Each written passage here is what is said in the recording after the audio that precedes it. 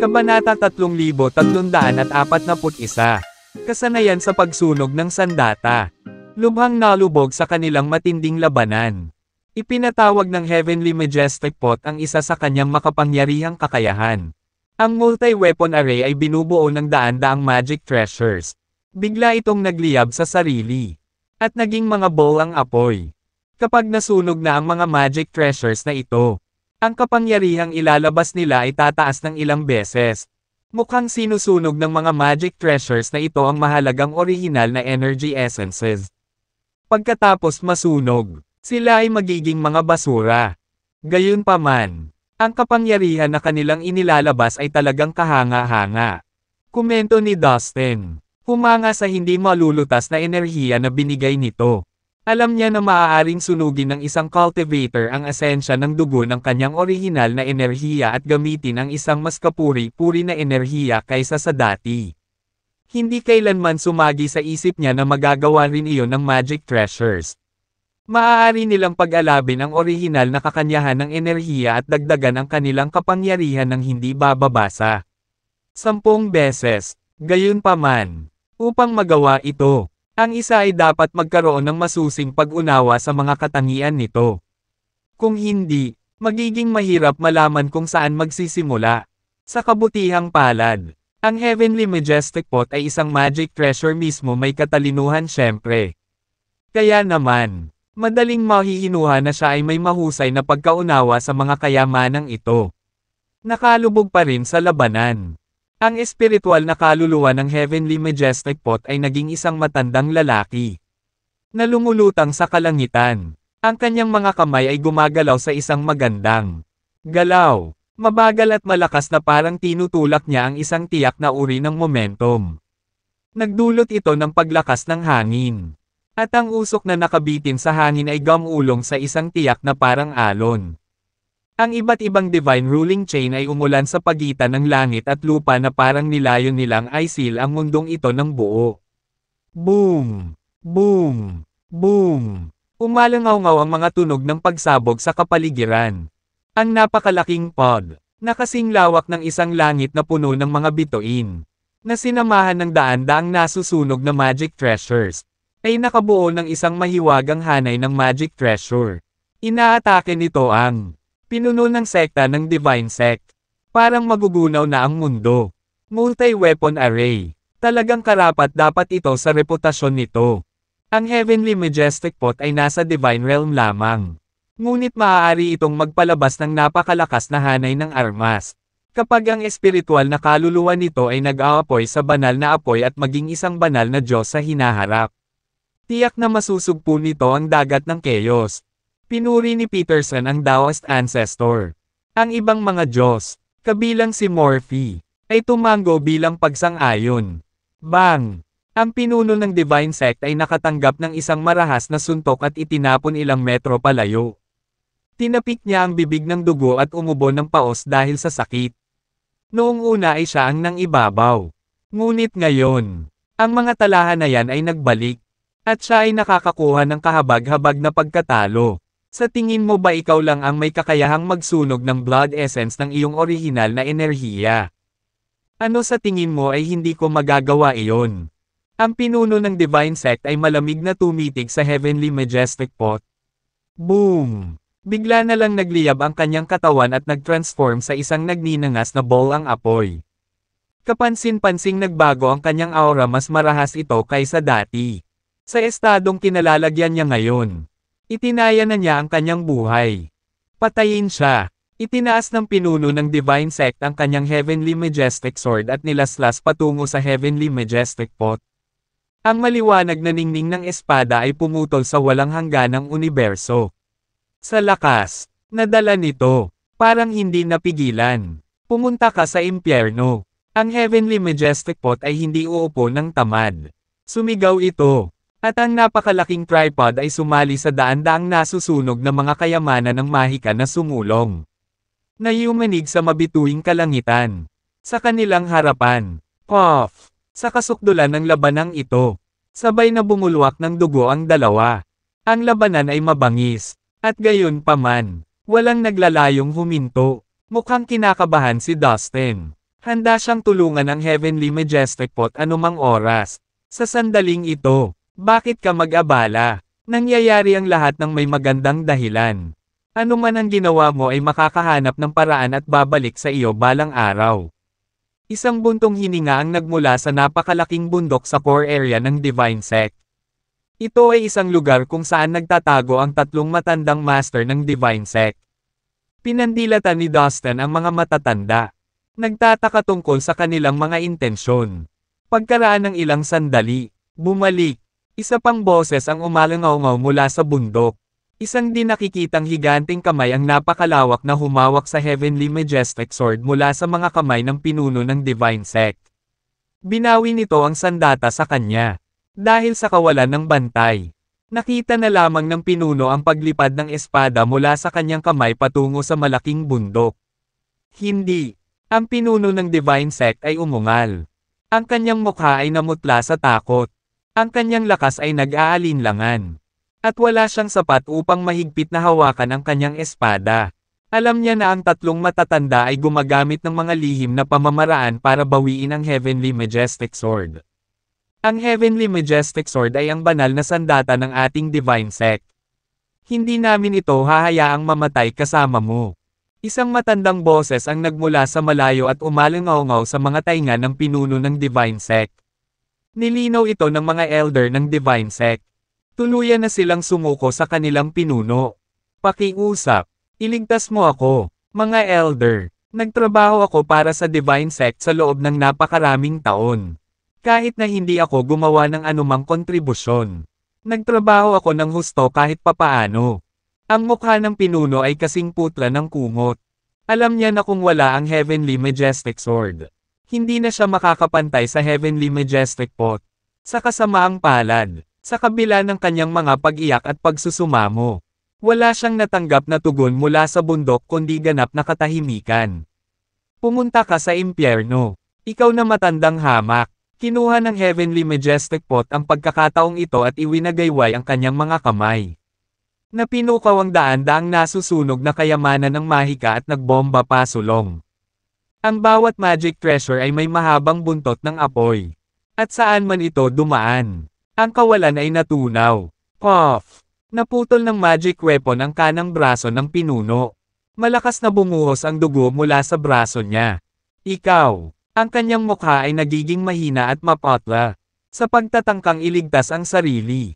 Dali-dali siyang umatras. Boom! Boom! Boom! Gayunpaman, patuloy na binomba ng mga magic treasure ang katawan ng pinuno. Dahilan para sumabog ang katawan nito. Ang kanyang laman at dugo ay lumipad sa lahat ng direksyon.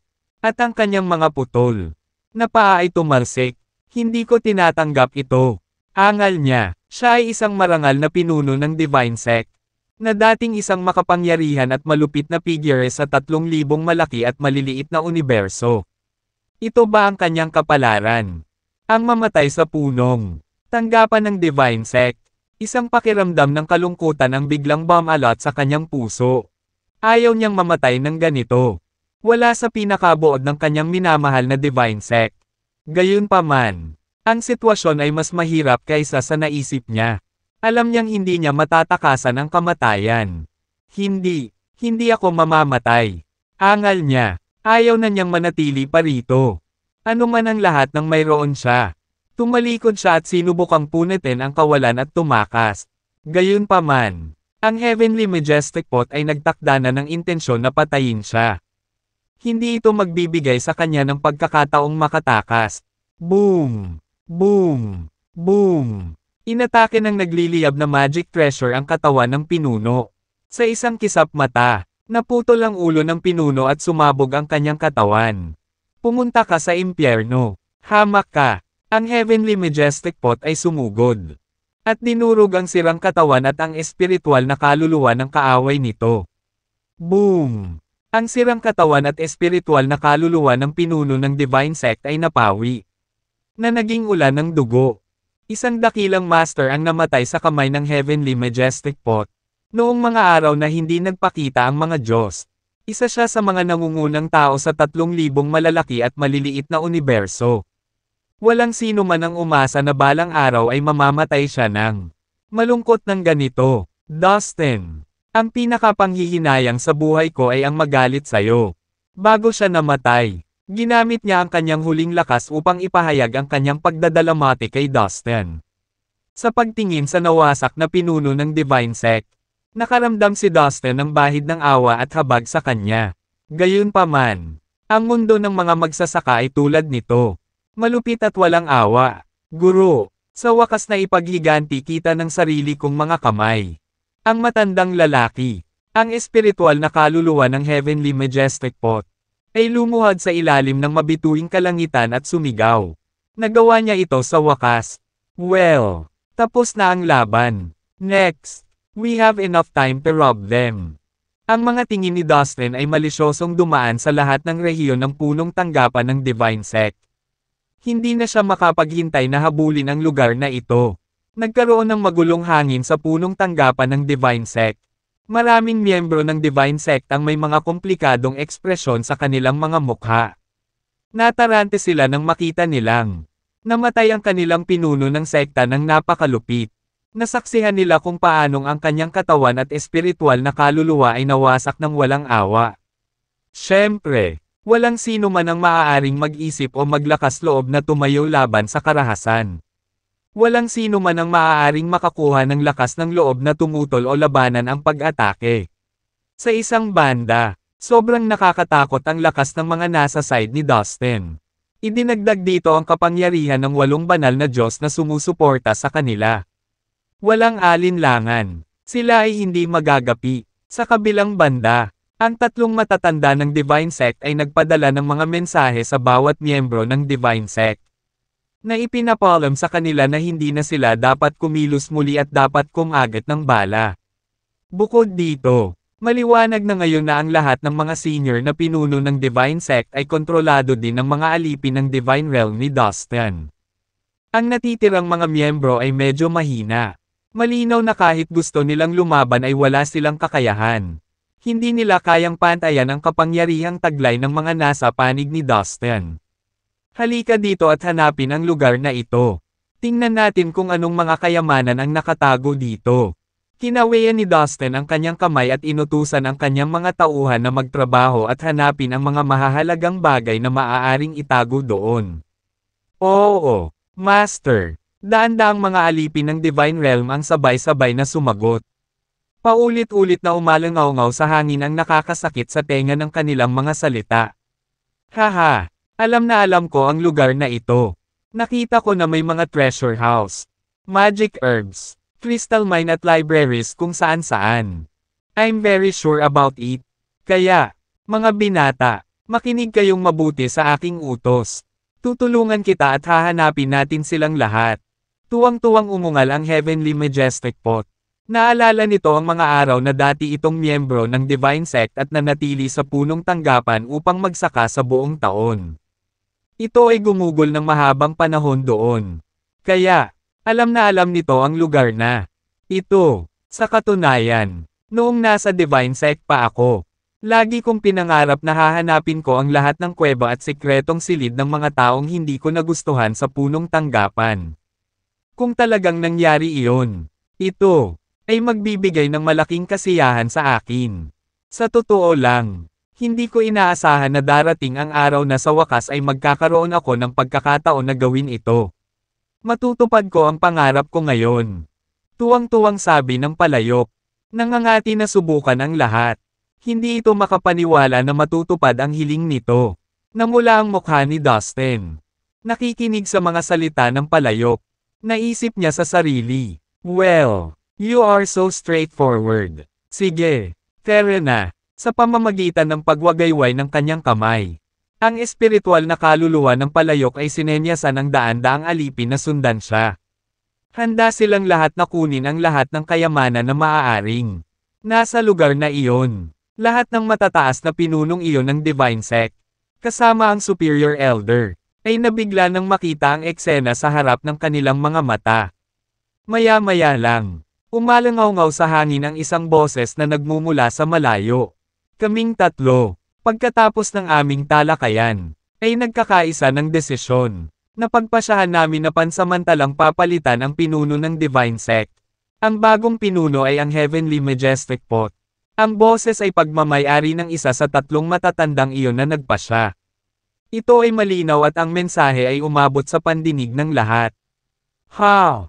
Ano? Anong nangyayari? Sa sandaling iyon, nagsimulang mag-alinlangan ang lahat kung mali ba ang kanilang narinig. Paano napagpasyahan ng mga matatanda na hayaang kunin ng palayok ang posisyon ng pinuno ng Divine Sect? Nakalimutan na ba nila na pagkatapos ng lahat, ang palayok ang nagdala sa mga tagalabas na iyon upang salakayin ang punong tanggapan ng Divine Sect sa pagkakataong ito? Para sa lahat ng miyembro ng Divine Sect, ang palayok ay isang taksil. Isang taksil na taksil. Hindi maintindihan ng lahat ng iba pang miyembro ng Divine Sect ang dahilan kung bakit gumawa ng ganoong desisyon ang tatlong elder. Bakit? Ano? Anong nangyayari dito? Hindi rin maisip ng Superior Elder ang dahilan sa likod ng naturang desisyon at hindi makapaniwala. Hoy! Anong ibig mong sabihin? Paano mo ako itatalaga bilang pinuno? Nawala ba sa isip mo ang tatlong matandang lalaki? Maging ang Heavenly Majestic Pot ay natigilan sandali nang marinig nito ang desisyong ginawa ng tatlong matatanda. Haha! Anong desisyon? Napakatalino ng tatlong matatandang ito. Si Morphe, Peterson na Daoist Ancestor, at ang iba pang mga banal na Diyos ay lahat ay nanunuya. Nang naunawaan nila ang pinagkakaabalahan ng tatlong matatanda. Sa simula, nang marinig ito ni Dustin, medyo nagulat siya at nataranta. Pagkaraan ng ilang sandali na pag-isipang mabuti, naunawaan din niya kung ano ang pinaplano ng tatlong matandang lalaki ng Divine Sect sa pamamagitan ng pagpapahayag ng kanilang desisyon. Well, I must say, ang tatlong matandang iyon ay masyadong tuso. Sabi ni Dustin na may ngiti sa labi. Malinaw na ang tanging dahilan kung bakit hinayaan nilang kunin ng Pot ang posisyon ng pinuno ng sekta ay dahil kay Dustin. Alam nila na, ayon sa relasyon sa pagitan ng palayok at Dustin, sa sandaling ito ay naging pinuno ng Divine Sect. Kung gayon si Dustin ay kailangang mag-ingat at isaalang-alang ang damdamin ng palayok kung gusto niyang harapin ang Divine Sect. Ngayon ay iba na ang lakas ni Dustin kumpara sa dati. May 8 Divine God na nakatayo sa likod ni Dustin. Ang kanilang presensya ay nagsasalita ng nakakatakot at malakas na lakas. Bilang karagdagan, si Dustin ay may halos 500 alipin sa banal na kaharian. Ito rin ay isang malakas na puwersa na hindi maaaring baliwalain sa lahat. Ito ay isang hindi maikikaila katotohanan na ngayon Dustin ay nagkaroon ng lakas upang dominahin ang buong 3,000 malaki at maliit na universo. Sa madaling salita, wala nang maglalakas loob na saktan si Dustin. Kinailangan nilang pigilan ang kanilang sarili sa harap niya upang maiwasang magalit o magalit siya. Wala sa kanila ang kayang bayaran ang mga kahihinatnan. Maliwanag. Nakita ito ng tatlong elder ng Divine Sect at wala ng ibang pagpipilian. Kaya naman, kumbinsido sila na kung hahayaan nila ang palayok na maging pinuno ng sekta. Nangangahulugan ito na ang Divine Sect ay nasa posisyon na magkaroon ng magandang koneksyon kay Dustin.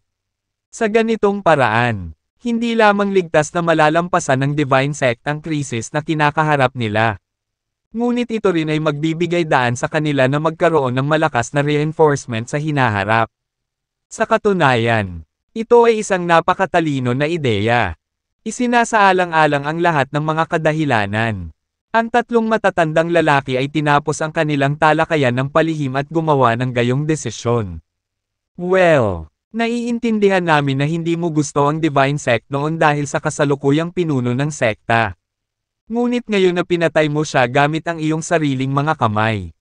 Naipaghiganti mo ang iyong yumaong amo. Bukod dito, naniniwala kami na kung nabubuhay pa ang iyong matandang amo, tiyak na papayag siya na ikaw ang pumalit sa posisyon bilang pinuno. Kaya, ipinapayo namin sa iyo na kunin ang posisyon na ito. Hindi bababa sa kapakanan ng iyong matandang amo. Sabi ng isa sa tatlong matatanda sa palayok.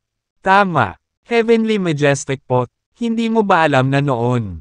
Ang iyong matandang amo ay sabik din na maging pinuno ng ating Divine Sect.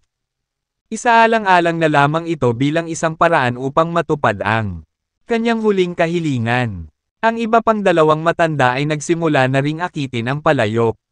Well, totoo na gusto ng matandang amo ko na makipagkumpetensya para sa posisyon bilang pinuno. Ngunit sa kasamaang palad, sa pagbanggit ng matandang amo nito, medyo nag-alinlangan ang palayok. Seryosong pinag-iisipan nitong tanggapin ang alok. Well, kung ganoon, tutuperin ko ang huling hiling ng aking yumaong amo at pansamantalang maging pinuno.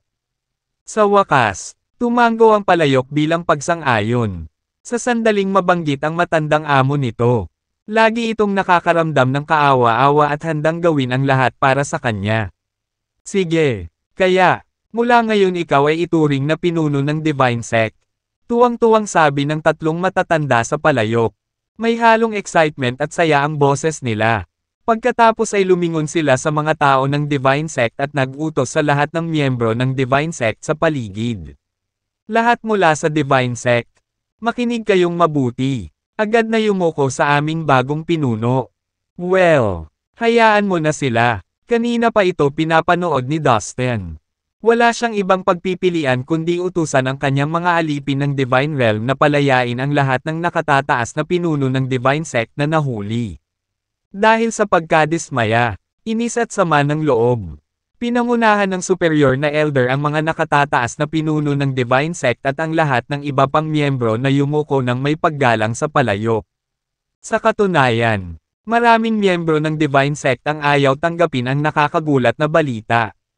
Gayunpaman, walang sino man sa kanila ang nangahas na suwayan ang utos ng tatlong matatanda. Napakataas ng katayuan ng tatlong matanda sa kanilang mga mata. Hindi nila kailanman kinwestiyon ang alinman sa kanilang mga desisyon. Kahit na kailangan nilang yumuko sa isang traidor at tawagin itong kanilang bagong pinuno. Sa makatuwid, ang buong paglipat ay naging maayos.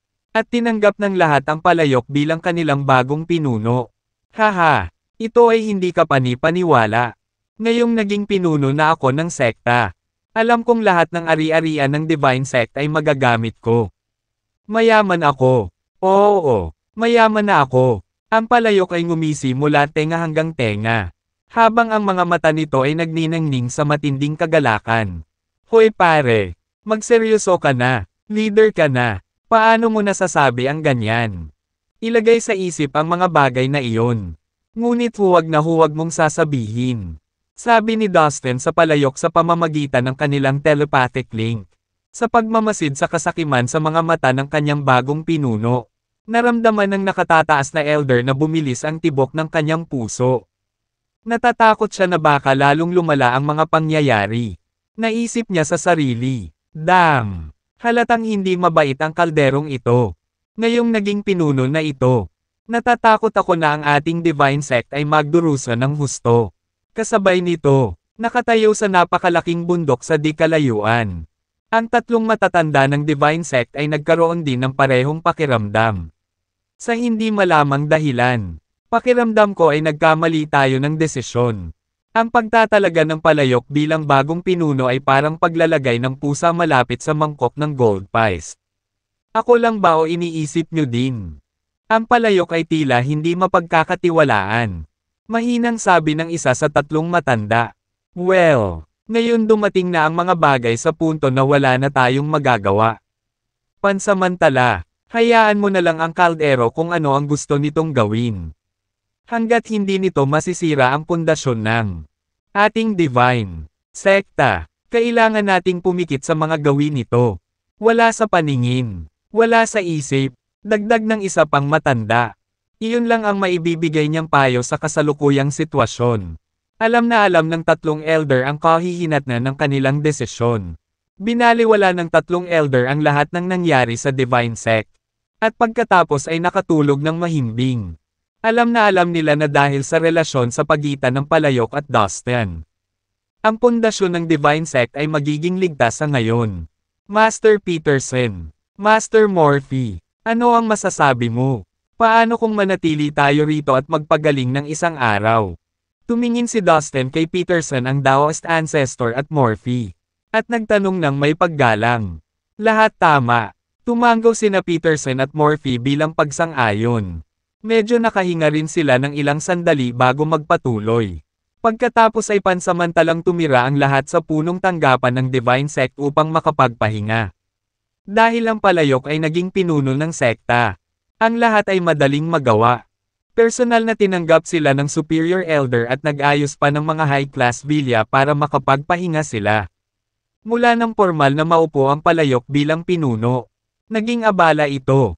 Tinipon nito ang lahat ng matataas na pinuno ng Divine Sect.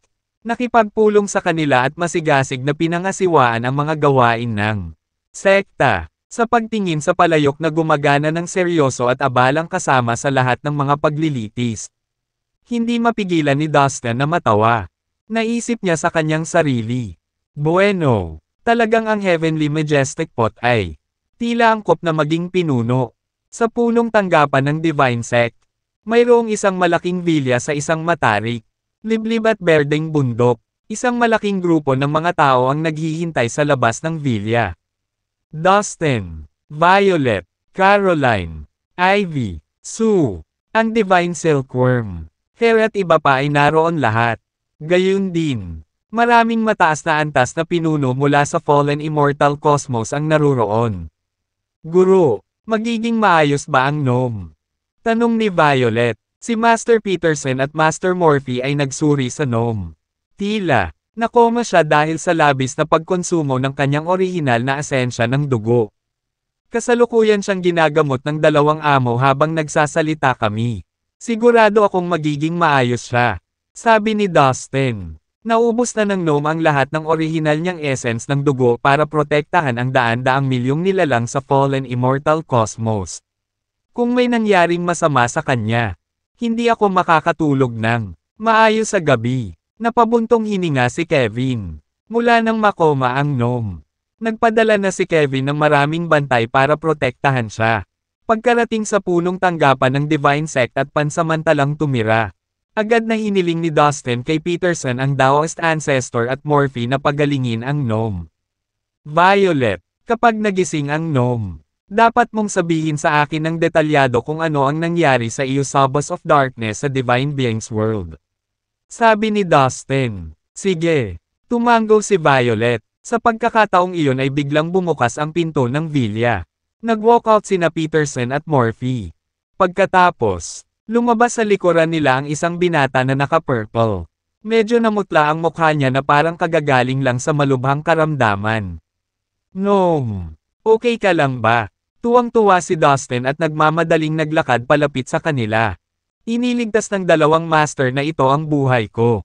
Okay lang ako. Nakangiting sabi ni Gnome. Well, Dustin, kailangan muna nating maghanap ng isang lugar para sa paglilinang sa pag-iisa. Sabi ni Peterson at Morphy kay Dustin.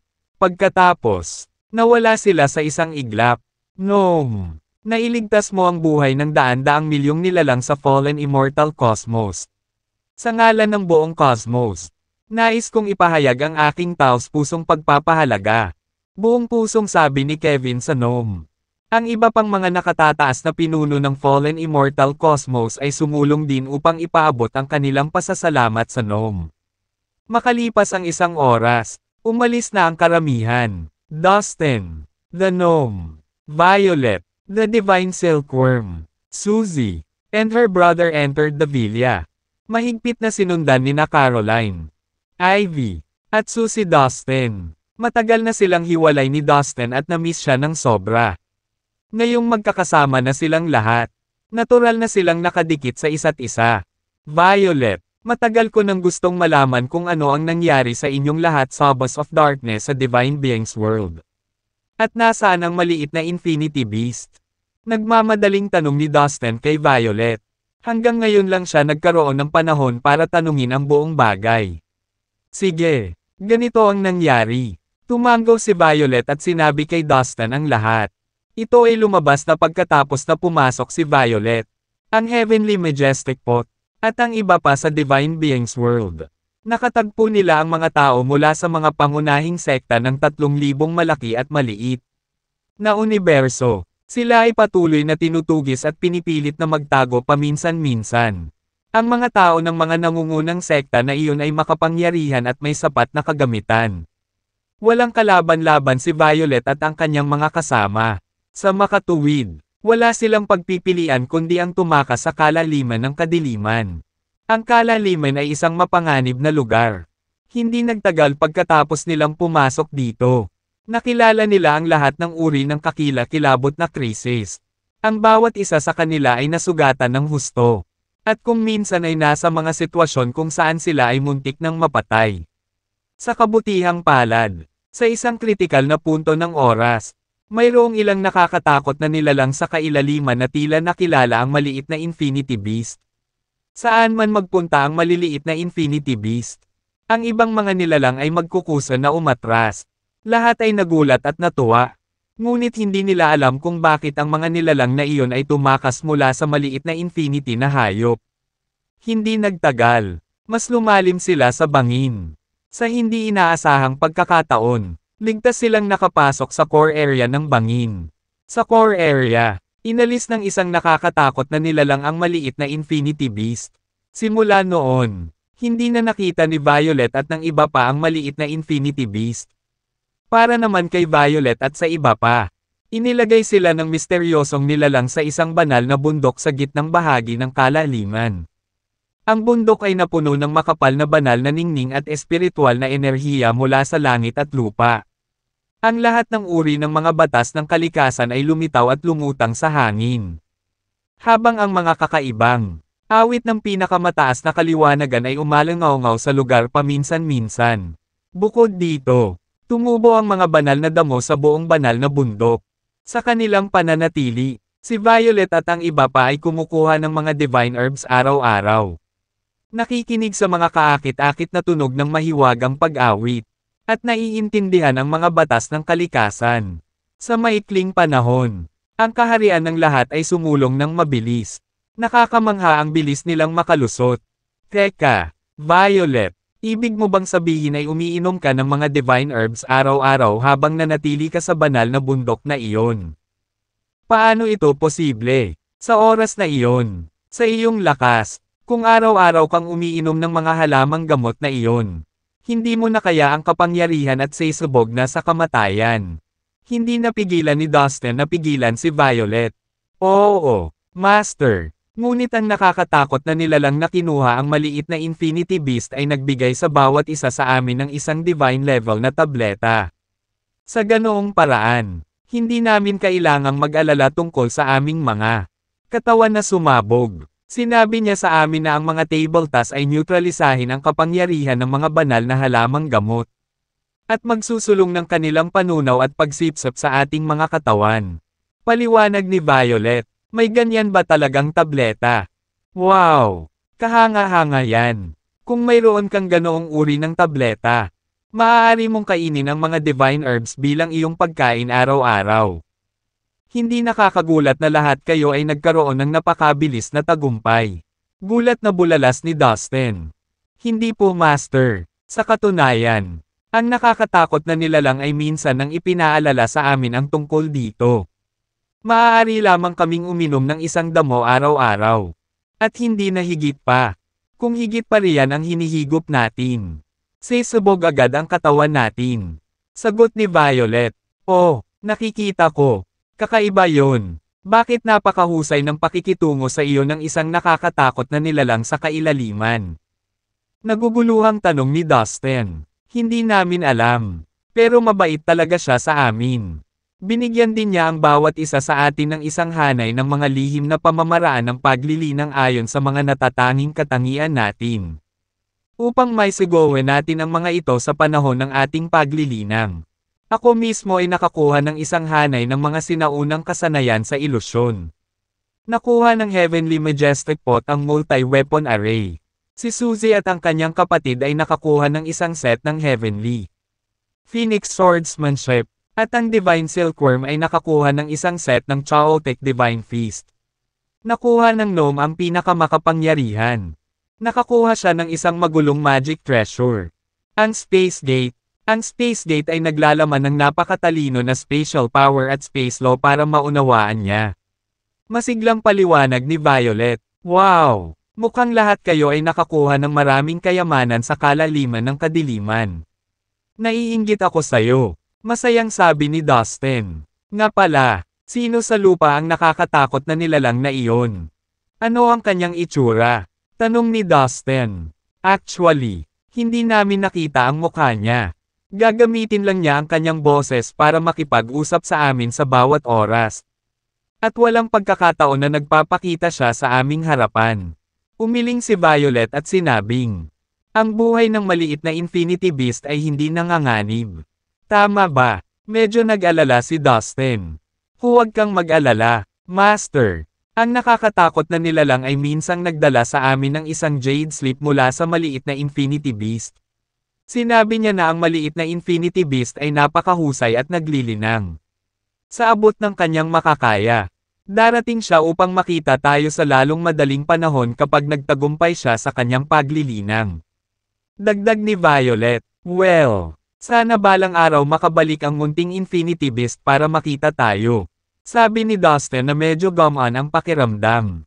Bumalik sa Prime Martial World. Bago siya namatay, hiniling ng ina ng maliit na Infinity Beast si Dustin na alagaan ang kanyang sanggol. Kung may nangyari talaga sa maliit na Infinity Beast, hinding-hindi mapapatawad ni Dustin ang kanyang sarili sa buong buhay niya. Ngunit walang dapat ikabahala. Sa sandaling ito, batay sa kasalukuyang sitwasyon, dapat ay maayos ang maliit na Infinity Beast. Higit pa riyan, malaki ang posibilidad na siya ay naglilinang ng husto sa kalaliman ng kadiliman sa ilalim ng patnubay ng nakakatakot na nilalang. Si Violet, ang Heavenly Majestic Pot at ang iba pa ay mabilis na umunlad sa kanilang cultivation base dahil lamang sila pansamantalang inilagay sa tuktok ng isang banal na bundok. Salamat sa entity na iyon. Kung ang nakakatakot na nilalang na iyon ay nagbigay ng espesyal na gabay sa paglilinang ng maliit na Infinity Beast. Ligtas na sabihin na ang bilis kung saan ang lakas ng maliit na Infinity na hayop ay umunlad ay mas mabilis. Siguro ito ay isang bihirang pagkakataon para sa maliit na iyon. Napaisip si Dustin sa sarili. Kung gayon, paano ka nakaalis sa kailaliman at nakarating sa abandonadong cosmos pagkatapos? Curious na tanong ni Dustin. Pagkatapos nating linangin sa banal na bundok na iyon sa loob ng mahabang panahon. Lahat ay patuloy at mabilis na nagtagumpay. Nang marating naming lahat ang banal na kaharian. Sinabi sa amin ng kakilakilabot na nilalang na ang kalaliman ay hindi isang lugar kung saan kami maaaring manatili ng mahabang panahon. Kinumbinsi niya kami, na ito na ang tamang oras para umalis kami. Pagkatapos ay ginamit niya ang kanyang omnipotent skill para ay teleport kami palabas doon. Sa ganitong paraan, hindi lamang tayo umalis sa kailaliman, kundi umalis din sa mundo ng Divine Being. Natagpuan namin ang aming sarili sa magulong kawalan. Sa labas lamang ng mundo ng Divine Being. Pagkatapos, sa kabutihang palad, lahat tayo ay nasa Divine Realm at maaaring maglakbay sa kawalan. Nang maglaon, nang bumalik kami sa Fallen Immortal Cosmos, nalaman namin na ang buong cosmos ay ganap na nilipol.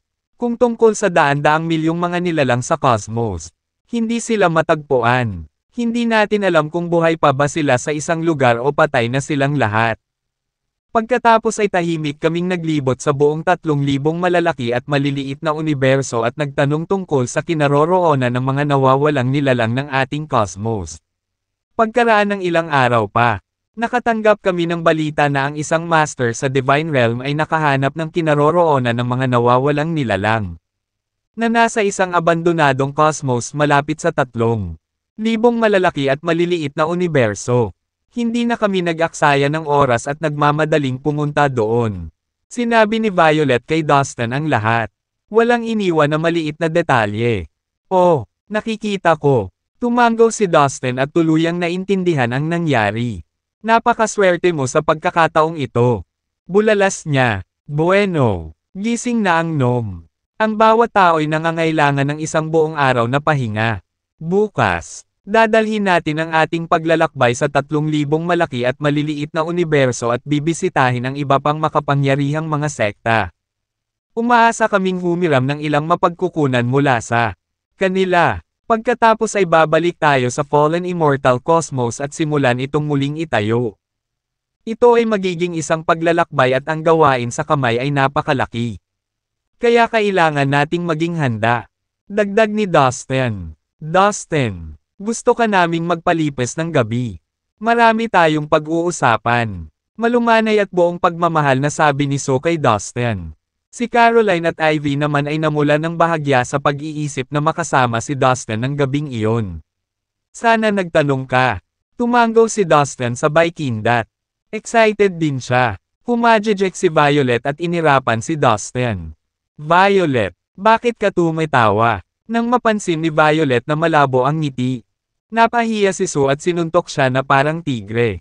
Sinusubukang kilitiin siya. Humajejek si Violet at iniwasan ang mapaglarong atake. Master, kung hindi mo dinidisiplina ng mabuti ang babae mo, tutulungan kita. Nakangiting ungol ni Violet habang pilit na kumawala kay Sue na mainit ang takong. Oh, my God! Violet, you are such a glib woman. Let's see how I will deal with you. Nakiisa rin si Ivy sa pagkubkob kay Violet. Ngayon, sinusubukan ng dalawang masiglang dalaga na ipin ang Violet sa lupa. Mukhang lumalaban si Violet pero ang saya-saya niya talaga. Ilang saglit ay nagpupuyos ang Vilya sa maingay na hajijek at hiyawa ng mga babae ni Dustin. Well, brat, paalisin mo sila dito. Please. Ayokong makita sila. Kailangan ko ng matulog. Maasim na sabi ng gnome kay Dustin habang dumilim ang mukha. Gnome, hindi magandang magselos ng ganito. Huwag kang mag-alala. Tutulungan ka naming mahanap ang babae mo at gumaan ang pakiramdam mo. Nakangiting sabi ni Dustin. Basura. I just need my rest. Ilayo mo sila sa paningin ko. Sabi ng gnome habang iniikot niya ang kanyang mga mata. Noong gabing iyon, hindi nagpapigil si Dustin at ang kanyang tatlong babae habang ipinahayag nila kung gaano nila na-miss ang isa't isa. Kahit magdamag silang magkasama, halos hindi sila nakatulog. Ang tatlong babae ay namanghasa kung paanong si Dustin ay nakakasabay at nasiyahan sa kanilang tatlo. Tuwang-tuwa ang bawat isa sa pagpiling maging asawa niya. Sa ikalawang araw, tinipon ni Dustin ang lahat ng kanyang mga tao. Kabilang ang daan-daang mga alipin ng Divine Realm. At isang grupo ng mga high-level na pinuno mula sa Fallen Immortal Cosmos at ang Flying Phoenix Sect. Ang nangungunang pinuno ng Flying Phoenix Sect, si Fletcher, ay nakapagtapos na ng mga talakayan kay Kevin at opisyal na sumali sa Fallen Immortal Cosmos. Sa katunayan, ang Flying Phoenix Sect ay naging isang sekta ng Fallen Immortal Cosmos. Dustin, napaka-cool na dumiretso sa punong tanggapan ng isang sekta at labanan ang kanilang mga tao. Masaya tayo. Inaasahan ko ito. Hindi ko pa nararanasan. Tumayo si Shepard sa tabi ni Dustin. Sabik na subukan. Sinundan sila ni Cyril. Habang pinagsasama-sama ni Dustin ang lahat ng kanyang mga tao. Lihim siyang nakipag-usap sa 8 Diyos na kasama si Peterson ang Taoist Ancestor. Morphe at iba pa sa pamamagitan ng kanyang espiritual na kahulugan. Ang 8 banal na Diyos ay sumang-ayon na sundan siya ng palihim bilang backup. Pagkatapos ay pinangunahan ni Dustin ang lahat ng kanyang mga tauhan upang hanapin ang kanyang mga kaaway sa itaas ng barko. Makinig kayong lahat. Ang susunod naming layunin ay ang Space Sect. Anunsyo ni Dustin.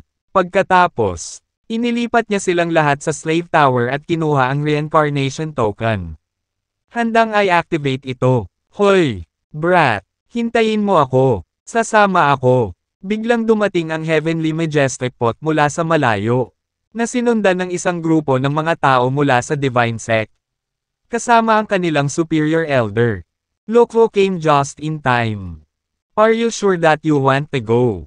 You've just became the sect leader. So you must be very busy with related affairs. Don't pressure yourself. Kailangan ka ng iyong mga tao. Hindi mo kailangang pumunta. Tiniyak ni Dustin ang palayok. Haha, brat, pagdating sa negosyo ng Raiding Forloot, huwag mo akong tangkaing paalisan. Alam mo na kukunin ko ang aking bahagi ng mga kayamanan. Sabi ng kaldero at ikinulong ang mga labi. Sige, kung sasabihin mo, walang magawa si Dustin. Ang punong tanggapan ng Space Sect ay nasa Space Cosmos. Makalipas ang ilang sandali, Ang espasyo sa mabituing kalangitan ng space cosmos ay biglang umungol at napunit ang isang butas sa gitna. Pagkatapos ay lumabas ang isang figure mula sa bitek. Si Dustin iyon. Sige, lumabas ka na. Terena. Inihatid ni Dustin ang lahat ng tao palabas ng slave tower. Sa susunod na sandali, isang malaki at makapangyarihang hukbo ang maayos na nakaayos sa perpektong porma sayon sa mabituing kalangitan. Go! Go! Go! Raid the headquarters of the space sect. Kunin ang lahat ng may halaga. Gamit ang kamay. Pinangunahan ni Dustin at tinungo ang headquarters ng space sect. Mayroon siyang halos 500 Divine Realm Masters sa kanyang hukbo. Mas marami pa ang bilang ng mga mandirigma sa Heaven Immortal Realm.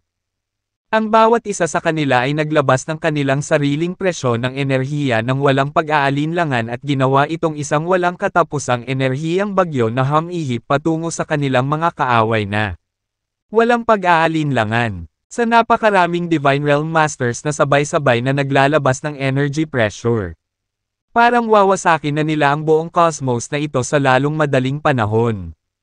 Nagkaroon pa nga ng paparating na unos. At nagsimulang manginig ang mabituing kalangitan sa kawalan.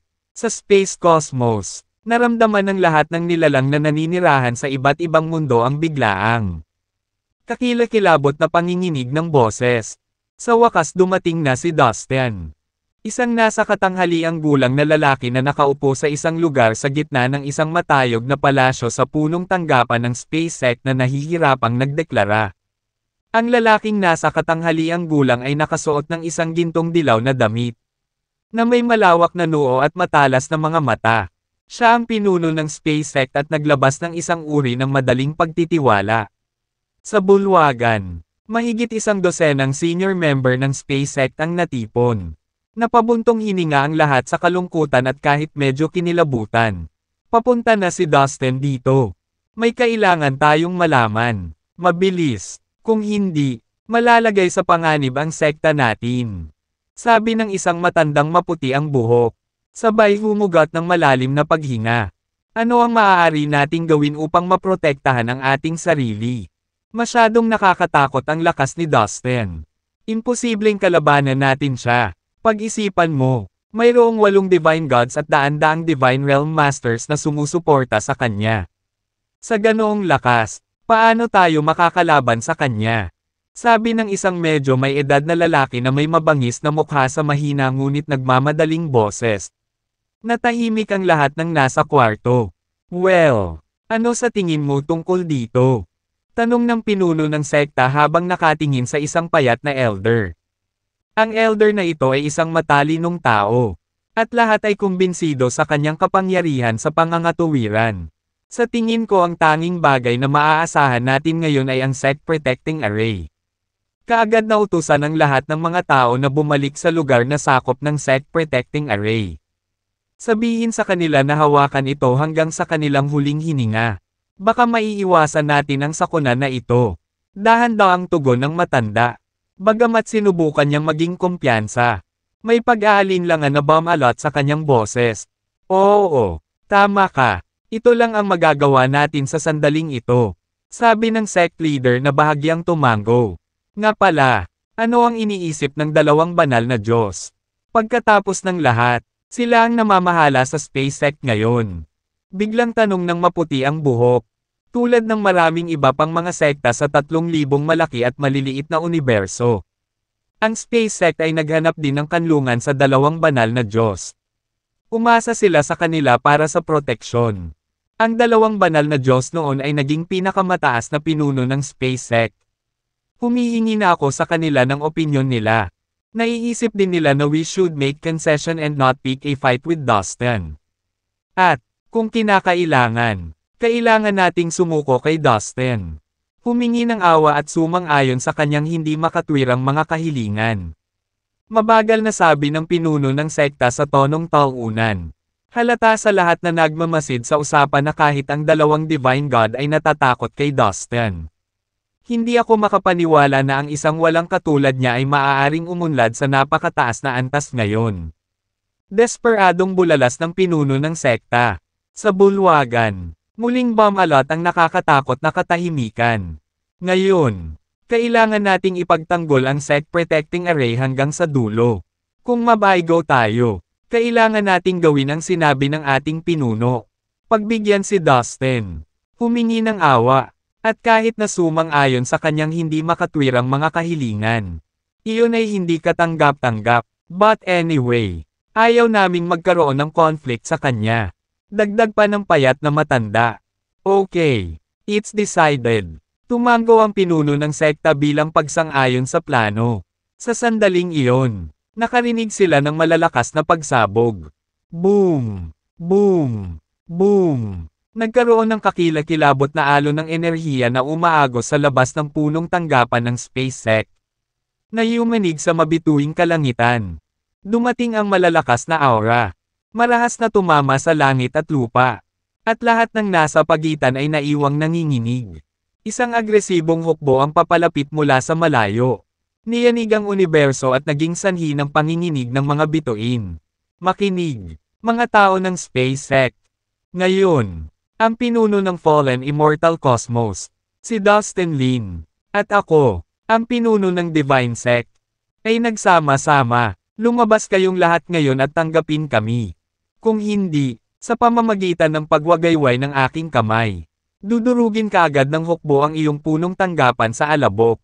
Isang matagumpay na dagandong ang umalangaw mula sa hukbo. Nayumanig sa buong mabituing kalangitan. Lolo Heavenly Majestic Pot, napakagaling mo. Sigaw ni Violet habang excited na pinapalakpak ang mga kamay. Mas gusto niyang sumali sa saya. Haha, nambobola ako. Anak, sabi nga sa kasabihan. Bagong walis ang walis. Kakaopisina ko lang. Siyempre kailangan kong i-build up ang prestige ko. Ngayon ay pinakamahusay na magsimula sa pagpatay sa mga miyembrong ito ng SpaceX. Sabi ng Heavenly Majestic Pot, na nagkukunwaring nananatiling marangal. Tinakpan nila Caroline, Ivy at iba pa ang kanilang mga bibig at humajijek na parang mga mag-aaral. Tumabi lang si Dustin at nakapikit sa harapan. Ang ating Divine Sect at ang Space Sect ay palaging magkasundo. Sa katunayan, maaari tayong maging palakaibigan at hindi na kailangang maging agresibo. Sinubukan ng superior na elder ng Divine Sect na mga tuwiran sa kanyang pinakamapanghikayat na tono. Ano bang pinagsasasabi mo? Maganda nga ang relasyon namin noon. Pero ayoko sa mga bastos na iyon. This time, tuturuan ko sila ng leksyon. Matanda, tumigil ka sa pagsasalita ng walang kaparerekon. Naiinip na sabi ng Heavenly Majestic Pot. Mga miyembro ng SpaceX, magbibilang ako ng 3. Kung hindi kayo lalabas para batiin ako, uutusan ko ang aking puwersa na pumasok. Ang Heavenly Majestic Pot ay umungal. At ang mga umuugong na soundwave ay sumugod sa punong tanggapan ng SpaceX na parang hindi katanggap-tanggap na panauhin. Boom! Boom! Boom! Biglang bumangon ang isang malaking light curtain of array at pinrotektahan ang headquarters ng SpaceX mula sa pag-atake. Tapos walang tunog. Nagkaroon lamang ng nakamamatay na katahimikan sa punong tanggapan. Mukhang duwag lang sila. Kahit gaano ka pa kalakas sumigaw. Walang kabuluhan. Sabi ni Nom. Kung ganoon, hindi na kailangang maghintay. Pumasok ka. Nag-utos ang Heavenly Majestic Pot. Kaagad. Daan-daang mga Divine Realm na alipin ng Dustins ang sumugod at nagsimulang salakayin ang Sect Protecting Array ng headquarters ng SpaceX. Pagkatapos, isang malaking grupo ng mga immortal sa langit ang sumugod din at nakiisa sa pag-atake. Gayunpaman, ang Sect Protecting Array ng SpaceX ay napakalakas. Kahit sa ilalim ng magkasanib na pag-atake ng napakaraming Divine Realm Masters at Heaven Immortals, nanatili pa rin itong buo. Talagang solid ang damned array na ito. Hindi napigilan ng Heavenly Majestic Pot na sumimangot. Don't worry. Diretso na tayo at basagin ito sa loob. Nakangiting sabi ni Dustin. Sa tulong ng Reincarnation Token at Lanes Ruler. Naniwala siya na ang array ay hindi makakahadlang sa kanyang paraan. Inilabas niya ang 2 kayamanan at sabay-sabay na isinaaktibo ang mga ito. Nasa harap niya mismo ang punong tanggapan ng SpaceX. Kaya tumpak niyang nahanap ito. Pinagsalikop niya ang kanyang manggas at inilagay ang lahat ng mga sundalo sa Slave Tower. Maging si Peterson at iba pang mga banal na Diyos ay lihim na pumasok dito. Pagkatapos, sa isang iglap, swoosh, nawala si Dustin. Nang muling lumitaw, nasa loob na siya ng headquarters ng SpaceX.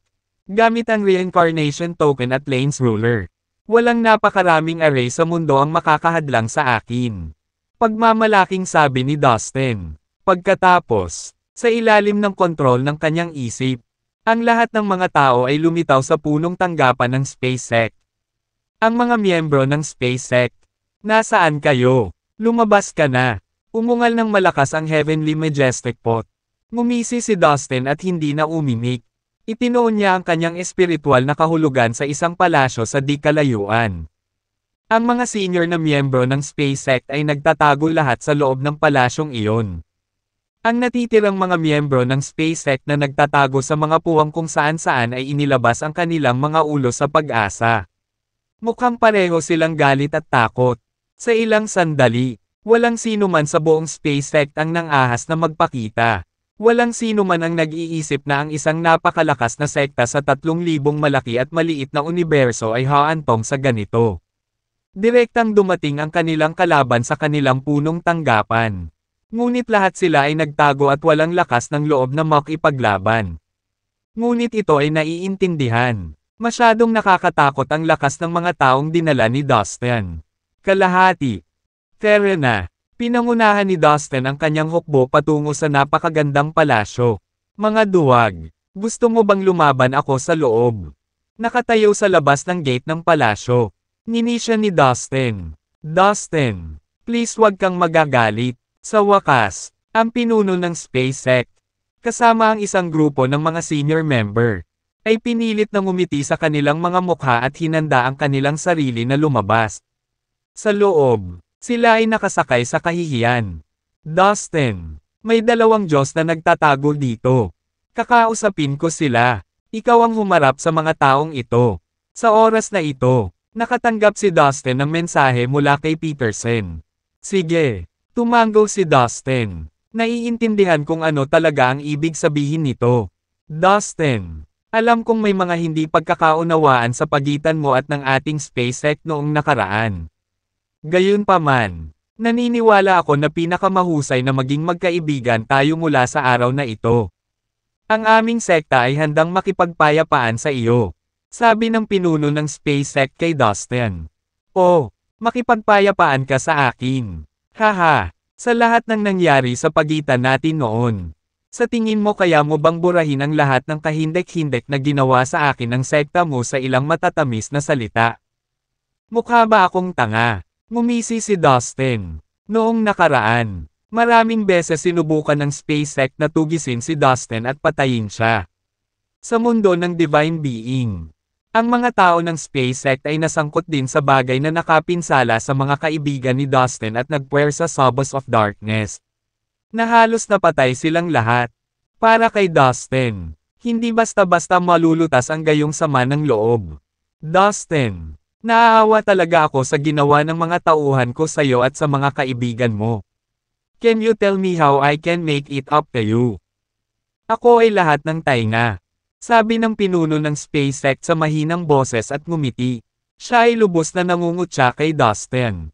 Ang biglaang pagbabago ng kanyang saloobin kay Dustin ay makatwiran. Pagkatapos ng lahat, may mga 500 master ng Divine Realm na nakatayo sa likod ni Dustin. Ang kawin ng napakalakas na magsasaka ay naglagay sa kanya sa ilalim ng matinding presyon.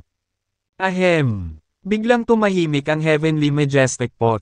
Lumingon ito sa pinuno ng SpaceX at sinabing, kung gusto mo talaga ng reconciliation, hindi mo ba naisip na dapat mo muna akong lusutan? Sabi ng Heavenly Majestic Pot na may malaking kawalang kasiyahan nang makitang si Dustin lang ang kinausap ng pinuno ng SpaceX. Oh, Distinguished Heavenly Majestic Pot, patawarin mo sana ako. Napakahina talaga ng memorya ko. Nitong mga nakaraang araw, naghahanda akong magpadala ng isang tao sa Divine Sect para formal na batiin ka sa pagiging bagong pinuno nito. Hindi ko inaasahan na pupunta ka ng personal sa sekta natin. Ang aking abang sekta ay pinarangalan ng iyong presensya. Patawarin mo ako sa huli kong pagtanggap. Agad na kinilala ng pinuno ng space sect ang Heavenly Majestic Pot. Late reception. Anong kalokohan? Gusto mo lang gamitin ang sect protecting array para harangan ako sa labas. Tama ba ako? Siya nga pala. Ang pag-shoutout ba ng mga tao sa paraan ng pakikitungo ninyo sa inyong mga bisita? Sabi ng Heavenly Majestic Pot habang nakatitig ito sa kanya. Na-misunderstood mo ako. Ang space sect at ang iyong divine sect ay palaging namumuhay sa isa't isa ng magkakasuwato. Napatunayan ng ating matagal nang itinatag na alyansa na kaya nitong panindigan ang pagsubok ng panahon. Halika, dalawang natatanging bisita, mangyaring pumasok sa loob. Pag-usapan natin ang mga bagay sa isang tasa ng tsaa. Masiglang sabi ng pinuno ng space sect. Alam niyang hindi niya kayang batiin ang mga ito ng galit dahil napakaraming Panginoon ang kakampi ni Dustin noong araw na iyon. Kung nagsimula ang isang labanan, ang mga kahihinatnan ay hindi mabata para sa space sect. Kaya naman, alam niya na walang ibang dapat panatilihin ang kanyang pagpapakumbaba sa isang sandali kundi harapin ang posibilidad ng isang mapangwasak na sakuna ng sekta. Nagpasya siyang lunukan ang kanyang kaiabangan at kumilos sa paraang alipin upang magdemanda ng kapayapaan. Sumagot ang Heavenly Majestic Pot. Okay, then. Pagkatapos, pumasok si Dustin at ang Heavenly Majestic Pot sa palasyo sa ilalim ng patnubay ng pinuno ng sekta. Sumunod naman sa kanila ang iba papasok. Nang makapasok na ang lahat at makaupo, nagsimula na silang mag-usap tungkol sa kabayaran. Sa kanilang pag-uusap, ang pinuno at ang iba pang senior na miyembro ng space sect ay laging may nakakabigay puri ng ngiti sa kanilang mga mukha. Sa huli, napagkasunduan ng magkabilang panig na ang space sect ay kailangang magbigay ng malaking kabayaran. Lahat ng uri ng kristal, kayamanan, table task, lihim na manual, at sandata ay nakatambak na parang maliliit na bundok, na halos napuno ang kalahati ng palasyo. Sa kabuuan, umabot sila sa 1/3 ng buong yaman ng space sect. Nadama ng pinuno ng sekta at ng mga nakatataas na miyembro ng space sect na lumubog ang kanilang mga puso pagkatapos magbayad ng lump sum. Hindi maraming tao ang malamang na ibigay ang kanilang mga kayamanan sa iba ng may masayang saya. Gayunpaman, ang mga lalaking ito mula sa space sect ay wala talagang pagpipilian dito. Sa pagitan ng pamimigay ng pera at pagiging obliterated para sa kabutihan. Ang sagot ay simple at malinaw na sapat. Dahil magalang ang pakikitungo nila kay Dustin at sa kanyang mga kasama at ipinakita nilang taos puso sila sa paghingi ng tawad. Hindi na nagsimula ng away si Dustin. Sa wakas, naghanda si Dustin na umalis sa space sect kasama ang kanyang mga tauhan at ang kabayaran. Ang pinuno at isang grupo ng mga senior na miyembro ng space sect ay nag-ayos para sa kanilang pag-alis at pinaalis sila sa pintuan ng palasyo. Gayunpaman, nang malapit nang umalis si Dustin at ang kanyang mga kasama, sunod-sunod na pagsabog ang narinig mula sa pinakaloob na bahagi ng punong tanggapan ng space sect. Boom! Boom! Boom! Ang isang kakilakilabot na alon ng enerhiya ay naging isang magulong bagyo. Ang punong tanggapan ng space sect ay nagsimulang manginig ng marahas. Morphe, Peterson, please, we can talk about this. Isang takot at desperado na dagandong ang umalangaw-ngaw. Nagmula ito sa isa sa dalawang banal na Diyos na palaging nagpoprotekta sa space sect. Humph! Sinira niyong mga hamak ang sinaunang kasunduang pangkapayapaan. Naglakas loob kayong gumawa ng kalituhan sa 3,000 malalaki at maliliit na universo habang tayo ay wala. Bigyan mo ako ng dahilan kung bakit hindi ko dapat tapusin ang buhay mo ngayon. Sa tingin mo ba makakatakas ka sa ginawa mo? Ikaw ay patay na karne. Buong lakas na sigaw ni Morphe. Pagkatapos, naging mas matindi ang laban. Umalangaw-ngaw sa paligid ng punong tanggapan ng space sect ang mga tunog na nakakapagdulot ng tainga. Mukhang natagpuan ni Master Morphe at Master Peterson ang dalawang divine god na nagbabantay sa space sect at nakipag-away sa kanila. Napaisip si Dustin habang nakatingin sa kailaliman ng headquarters ng space sect. Sa oras na iyon, namutla ang mga mukha ng pinuno ng sekta at ng iba pang senior na miyembro ng space sect. Maaari nilang sabihin na ang kanilang dalawang banal na Diyos ay dahado batay sa kanilang pag-uusap. Hindi nagtagal. Natapos ang labanan. Natahimik ang lugar. Napangiti si Dustin at alam na agad ang resulta ng laban. Tara na. Kinawayan ni Dustin ang kanyang kamay at umalis kasama ang kanyang mga tauhan. Bilasan mo. Pumunta ka at tingnan mo ang dalawang Divine God. Pagkaalis ni Dustin at ng kanyang mga kasama, agad na ginamit ng pinuno ng Space Sect ang kanyang kakayahan sa paggalaw ng katawan at sumugod sa lihim na lugar kung saan karaniwang nagtatanim ang dalawang Divine God sa pinakaloob na bahagi ng kanilang headquarters. Sumunod ang lahat ng mga senior member ng Space Sect. Sa isang liblib na lambak, mayroong dalawang malalim na kuweba kung saan nilinang ng dalawang banal na Diyos.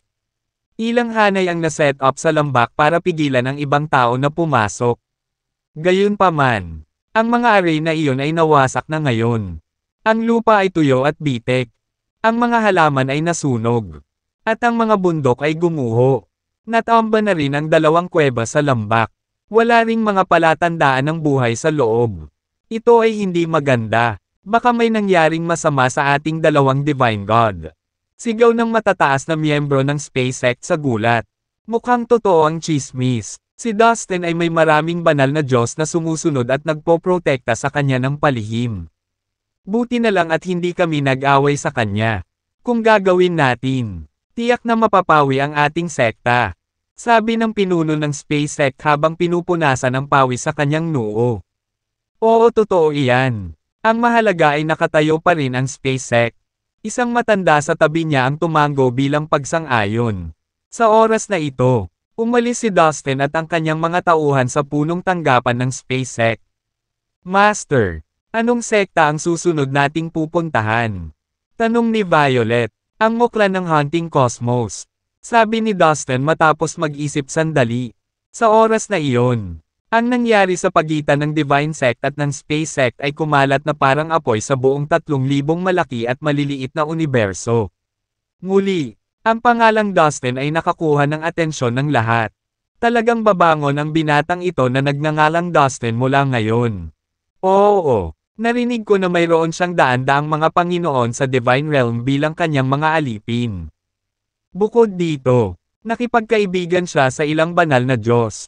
Sa ganoong lakas, walang sino mang nasa tamang pag-iisip mula sa 3,000 malaki at maliliit na universo ang mangangahas na pukawin siya.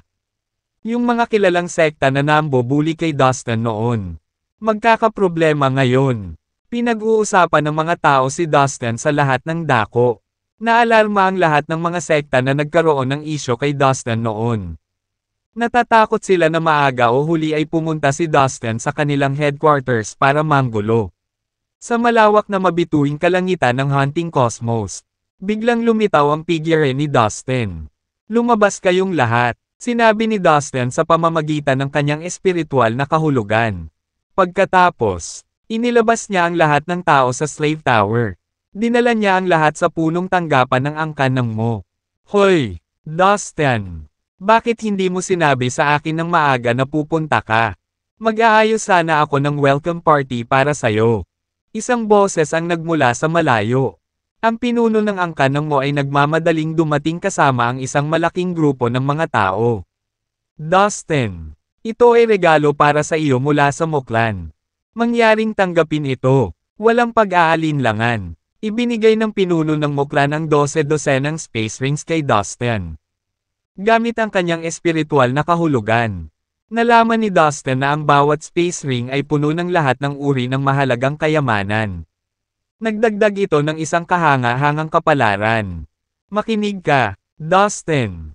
Alam kong mali ang ginawa sa iyo ng Muklan sa nakaraan. Para dyan, handa kaming tanggapin ang parusa mo. Buong pusong sabi ng pinuno ng Muklan.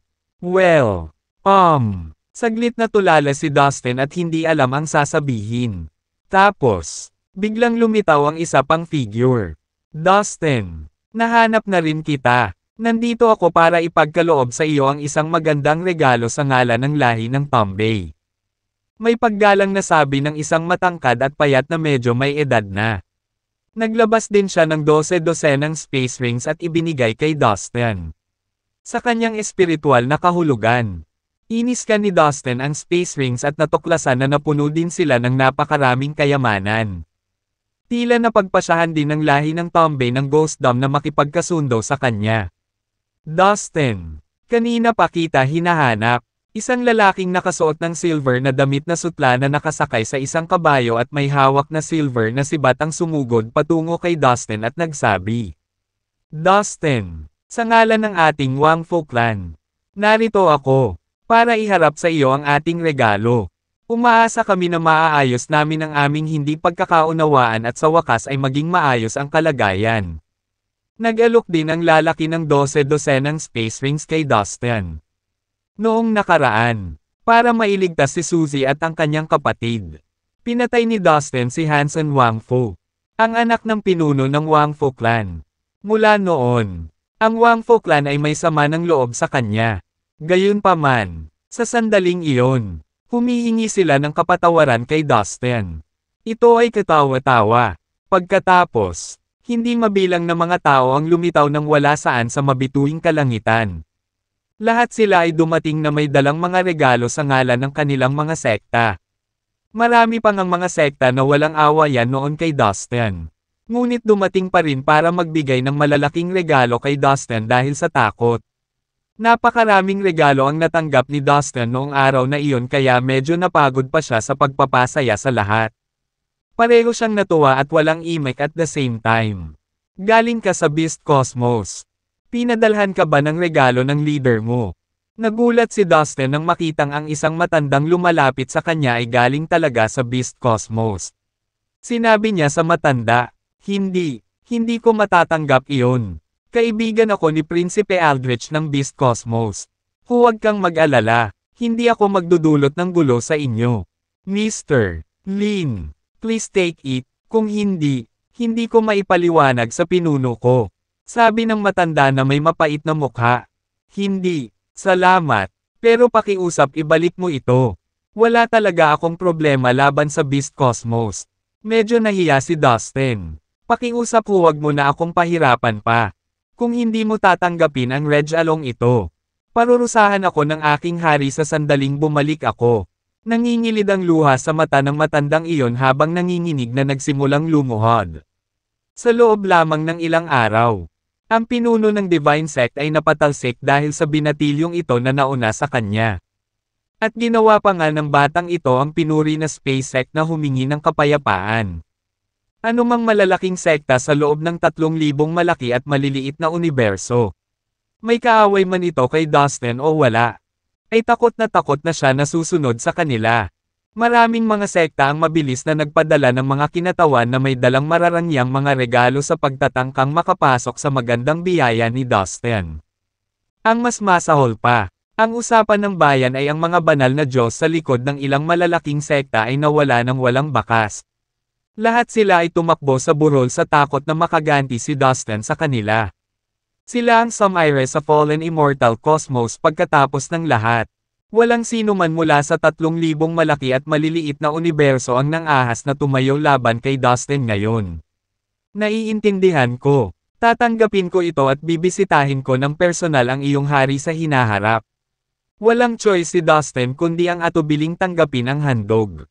Dustin, ngayong nandito ka na, bakit hindi ka pumunta sa Moklan namin at manatili ng ilang araw? Aalagaan kita ng mabuti at tiyak na mabubusog ka. Napangiti si Dustin ng master ng Moklan. Hindi na kailangan. I can let bygones be bygones. Gayunpaman, kung sasaktan mo ako muli sa hinaharap, hindi ko ito papakawalan ng ganoon kadali. Nagpasya si Dustin pagkatapos ng ilang sandali ng pag-iisip ng pagsasaalang-alang sa lahat ng mga sugo mula sa iba't ibang mundo at universo sa kalangitan. Walang sino man sa mga sugo ang nang-ahas na salubungin ang tingin ni Dustin. Gayunpaman, tuwang-tuwa silang lahat nang marinig ang kanyang mga salita. Brat, anong kalokohan ang pinagsasabi mo? Isang matalim na saway ang bumangon mula sa Heavenly Majestic Pot. Marami na tayong nakuha sa nakalipas na 2 araw. Dapat sapat na ito pansamantala. Bumalik tayo sa Fallen Immortal Cosmos at muling itayo ito. Sabi ni Dustin. Nakita ko, tama ka. Dapat tayong bumalik ng maaga para muling itayo ang fallen immortal cosmos. Mabilis na tumango ang Heavenly Majestic Pot bilang pag-unawa. Tara na, nang walang ibang sulyap sa mga natipon na kinatawan. Umalis si Dustin kasama ang kanyang mga tauhan. Napatingin ang lahat kay Dustin na umalis. Sa wakas umalis na siya. Isang sama-samang buntong hininga ang bumungad sa lahat ng tiyak na wala na si Dustin. Maging ang master ng Muklan ay halos bumagsak sa lupa sa kanyang kaiganhawahan. Ipagpapatuloy ba niya ang paghagupit sa 3,000 malaki at maliliit na universo? Tahimik na bulong ng isang nanginginig na nilalang sa sarili. Mukhang tumigil siya pansamantala. Pabulong na sagot ng isa pang nilalang. Masyado siyang nakakatakot. Huwag mo siyang guluhin sa hinaharap. Tama. Nag-improve ng husto ang cultivation base niya. Masyadong nakakatakot ang lakas niya ngayon. Sino mang maglakas loob na galitin siya ay nanliligaw sa kamatayan. Lahat ng mga sugo ng mga pangunahing sekta ay nakatingin sa direksyon kung saan umalis si Dustin. Makalipas ang kalahating araw, sa labas ng Fallen Immortal Cosmos, lumabas si Dustin mula sa kawalan. Sa wakas nakabalik na ako. Napabuntong hininga si Dustin. Medyo nalungkot siya nang makita ang Fallen Immortal Cosmos na lumulutang sa magulong kawalan na parang isang nakahiwalay na isla. Nang matagpuan niya ang kanyang kinatatayuan, inihatid niya ang lahat ng tao palabas ng Slave Tower. Bumalik na kami. Pinuno ng iba't ibang nilalang mula sa Fallen Immortal Cosmos ang magulong kawalan ng mga nakakabaliw na tagay. Na talagang isang tanawin na pagmasdan. Ang bawat tao ay nadama ng kaunti tulad ng isang tao na bumalik sa kanyang sariling bayan pagkatapos ng mga taon ng pagkawala. The Fallen Immortal Cosmos. My hometown. We're finally back. Tumulo pa ang mga luha sa mukha ng ilang nilalang habang nakaluhod sa magulong kawalan. Ang ilan sa mga mahihinang nilalang ng Fallen Immortal Cosmos ay orihinal na hindi maaaring manatili sa magulong kawalan ng masyadong mahaba. Gayunpaman, isang malaking bilang ng mga master ng Divine Realm ang naglabas ng kanilang enerhiya upang protektahan sila. Umuwi na tayo. Karamihan sa mga nilalang ay hindi na makapaghintay. Sige, pasok na tayo sa loob. Tumango si Dustin at nanguna sa paglalakad sa Fallen Immortal Cosmos. Isang pulutong ng mga tao ang humahabol sa bawat hakbang niya. Mayroong pasukan at labasan sa bawat cosmos. Katulad ng isang channel sa kalawakan. Karaniwan, ang isang space channel ay automatikong magsasara maliban kung ang isa ay sapat na malakas upang malayang makapasa. Ang pinuno ng isang cosmos ay magpapadala ng mga tao upang mahigpit na bantayan ito.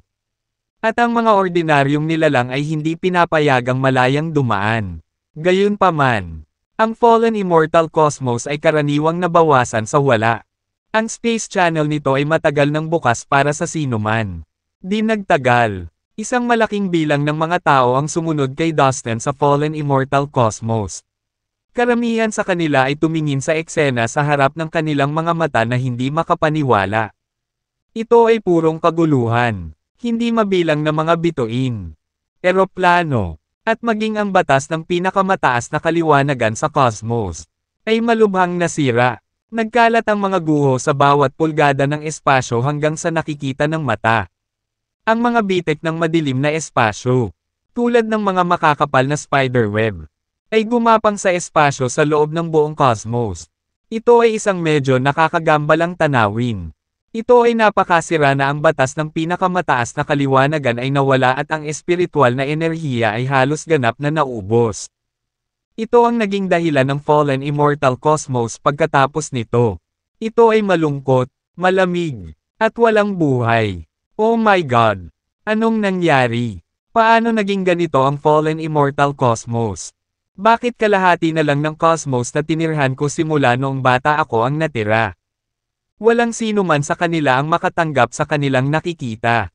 Ang mga lalaking iyon ay walang awa. Isang ungol ang lumabas mula sa payat na matandang si Hare sa tabi ni Dustin. Ang tinutukoy niya ay ang mga Divine God na walang pagsisisi na sinira ang Fallen Immortal Cosmos. Si Master Morphe at ang aking Master ay nagtakda na upang makaganti sa mga banal na Diyos na iyon. Hindi lang nila sinira ang Fallen Immortal Cosmos. Sinira din nila ang Ancient Peace Agreement. Iyon ay hindi mapapatawad. Maging ang ekspresyon ni Dustin ay naging malamig sa pag-iisip ng mga banal na Diyos na nagdulot ng kaguluhan sa 3,000 malalaki at maliliit na universo. Ang kailangan nating gawin ngayon ay muling itayo ang fallen immortal cosmos. Nagpatuloy si Dustin. Masyadong nasira ang cosmos na ito. Hindi magiging madali ang muling pagtatayo nito. Umiling si Hare. Dustin, ito ba ang fallen immortal cosmos na binanggit mo noon? Sobrang sira. Maingat na lumapit si Shepard sa tabi ni Dustin. Hindi kalayuan sa kanila, si Fletcher, ang pinuno ng sekta ng Flying Phoenix Sect, kasama ang isang grupo ng mga senior figure ng kanyang sekta, ay medyo natigilan din. Binalaan sila ni Dustin na mahina ang fallen immortal cosmos. Lahat sila ay nag-isip na sapat na nilang ibinaba ang kanilang mga inaasahan. Ngunit walang sino man sa kanila ang maaaring mag-isip na ang cosmos na ito ay masisira. Ito ay hindi kahit isang cosmos, ngunit isang tambak ng mga durog na bato. Sir, dito na ba talaga tayo mananatili sa lugar na ito simula ngayon? Ang isang senior member ng Flying Phoenix Sect ay hindi maiwasang magtanong kay Fletcher sa mahinang boses. Mayroon din akong parehong tanong. Sir, ang cosmos na ito ay isang kaparangan. Hindi ito angkop na tahanan para sa atin. Ang ibang mga senior member ng Flying Phoenix Sect ay nagpahayag ng kanilang mga opinyon. Dahan-dahang tumingin si Fletcher sa cosmos na nasa harapan niya. Tapos, bumaling ang tingin niya kay Dustin.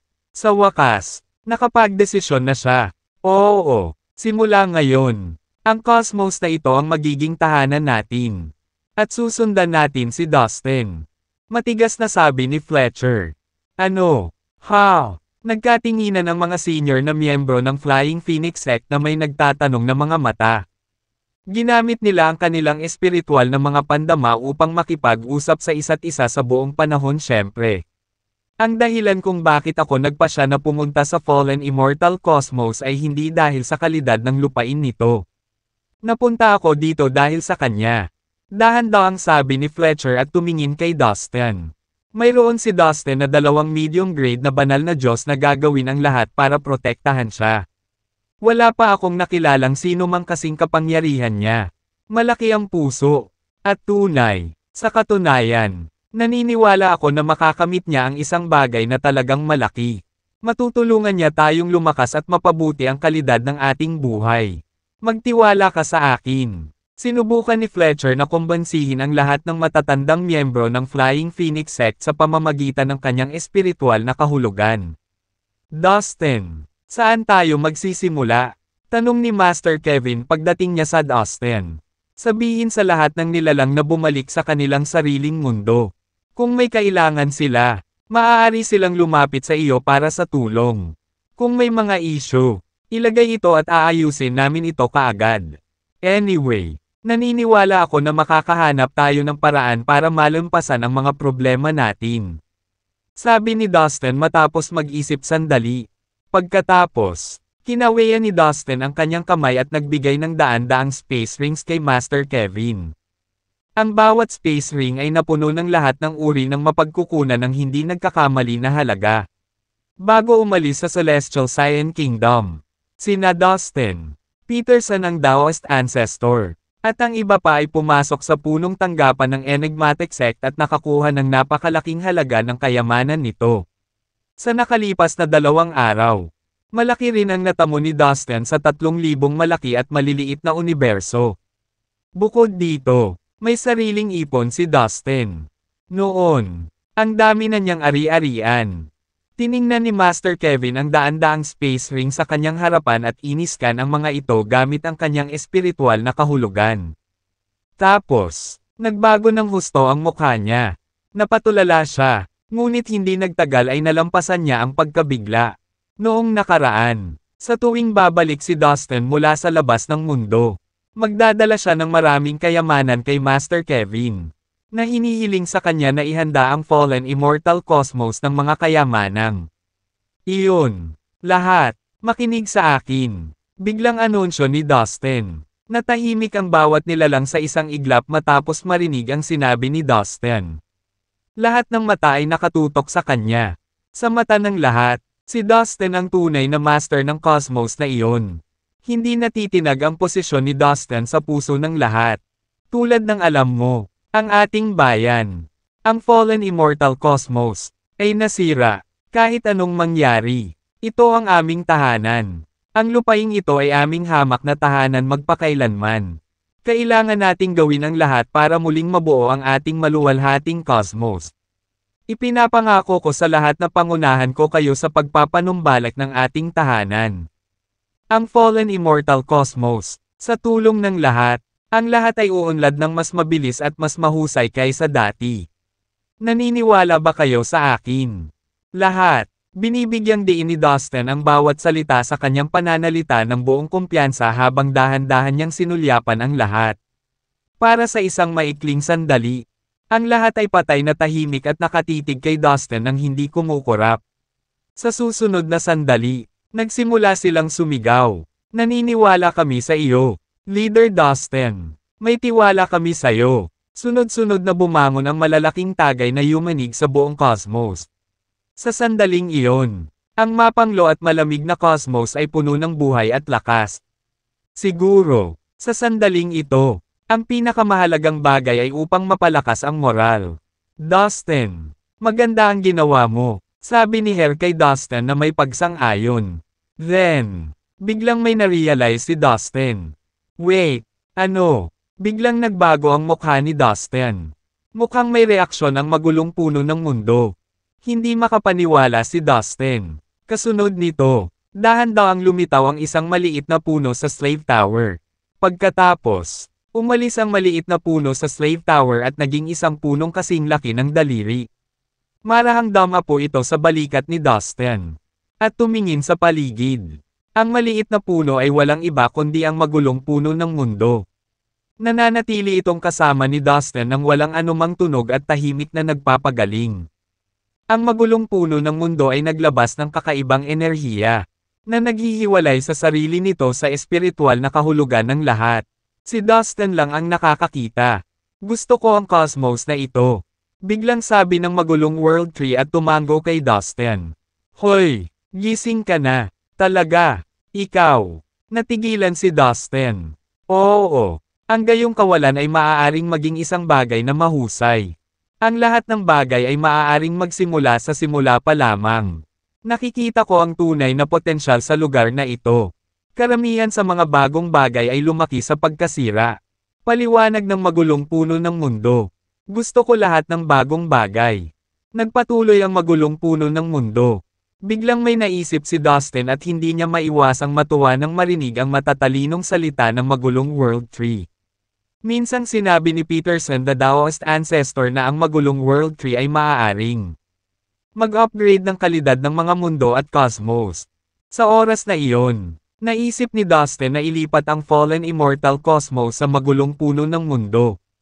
Totoo ba na maaari mong i-upgrade ang kalidad ng cosmos na ito? Sabik na tanong ni Dustin. Siyempre, sagot ng magulong puno ng mundo. Well, pwede mo ba akong tulungang pagandahin ang lugar na ito?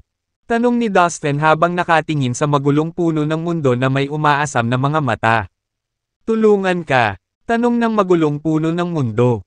Oo, napakahalaga sa akin ang cosmos na ito. Nawasak ito ng mga masasamang Diyos at ng kanilang mga tagasunod. Pakiusap, ipinagkatiwala sa akin ng mga tao dito na muling itayo ang cosmos na ito. At, napakaganda kung maaari kang magbigay ng kamay. Buong pusong sabi ni Dustin.